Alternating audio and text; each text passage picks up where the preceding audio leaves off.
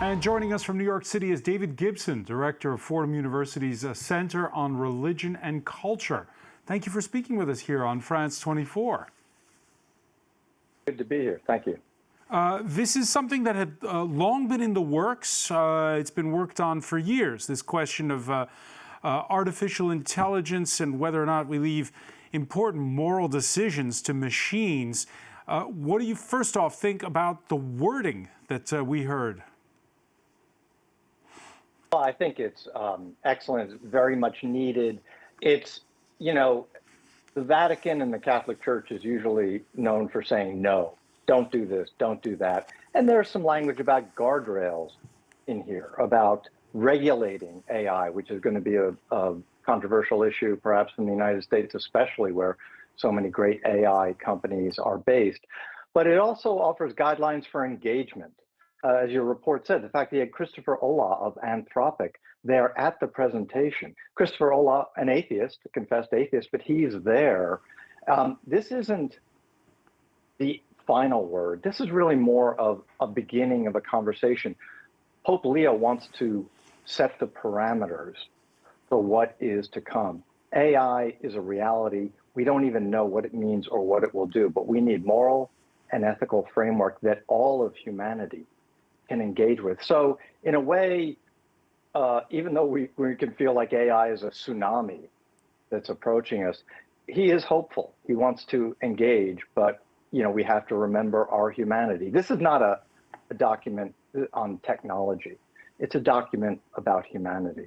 So there's that key line, a more moral AI is not enough if that morality is determined by a few.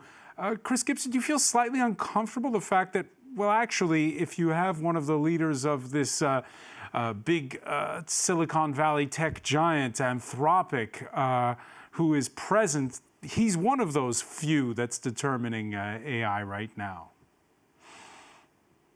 Yes, but he's one of those who's engaged in wider conversations. The reason Christopher Olah was there in the room is that he's been talking to the Catholic Church for years. He's invited in religious leaders across the spectrum to try and inform this. I think one of the most powerful and insightful interventions at this press conference, and the fact that Pope Leo himself was there, is striking. I mean, that's really remarkable. It underlines the importance that he has placed on this issue almost since the day he was elected a year ago. I was there in Rome, and he spoke as soon as he was elected, and then to the cardinals 2 days later about this. But the fact that Christopher Olah is engaged in this, the Pope wants to engage some of these tech titans. Some of them do want to engage as well, others do not. But he wants to cite that, yeah, there can be some building of bridges as long as we recognize the perils of what is coming. Yeah, but again, it's trying to get the good faith, pardon the pun, of some of these tech titans to join in the conversation when some people are saying you need, to crack the whip right now when it comes to regulation. Well, he does bring that too. He says again, we need regulation. And he's saying that we need input. We need the whip, if you will. We also have the carrot here. So he's bringing both of these things. But above all, what he's saying is that everybody should have a voice in this. And he's talking, there's so much about this. It is not just about technology. It's about income inequality. It's about power, right? Might does not make right. That's what he wants to say. This is about collectivity. This is about solidarity. We should all have a voice. He said the problem is exactly what you say. There are just a few people making these decisions. There are just a few people who are getting rich off of this. There are just a few people who are gathering all of the power to themselves. That is wrong. So he wants to broaden the conversation. Will it happen? Who knows? And it's a topic he brought up last month when he went to Cameroon. He brought it up in a conversation with students, the power of AI. Why did he pick Africa to talk about this in public? The same reason he had an African theologian, a sister from Cameroon, I believe, as well, who's very good on this. And she was talking about AI in the developing world in the Southern Hemisphere. And this isn't just a boutique issue of the industrialized West at all. This has a huge impact on everyone. On labor, he talks so much about trafficking and exploitation of workers. And in the developing world, this is a critical issue. So that's why he wanted to bring it up there. This isn't just some modern, he's the first American pope. The first pope was familiar with computer games and has a smartphone and that kind of thing. This isn't just a kind of an obsession of his. This is a global challenge and requires a global solution. Of course, those who watch U.S. politics, either where you are or from the rest of the world, they see the pronouncements, again, as you said, strongly worded, and they wonder, is he lecturing the President of the United States? Was that something you thought about when you combed through the language this morning? You can't help but think about that. That's not what the Pope wants to do. He does not want to pick a fight with the President.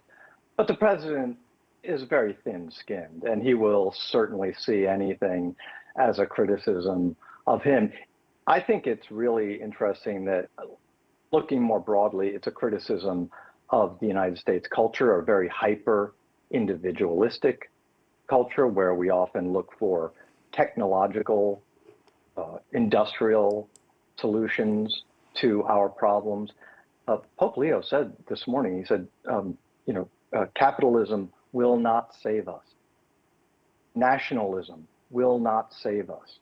We need to join together and take care of these things. So it really is, I think, a blast at some of the economic and social default modes of our hyper-individualistic society in the United States. It's also very much a blast, again, at the military power of the United States and the way it's being used. One of the big things here in this document was about his concern about the ethical misuse of AI technology for targeting civilians and others without any human control over it. And that's the very reason that the Pentagon shunned Anthropic and why Anthropic is now suing the Pentagon. So to have Chris Olah there on the dais, again, was another signal, if you want to read it as a jab at the Trump administration.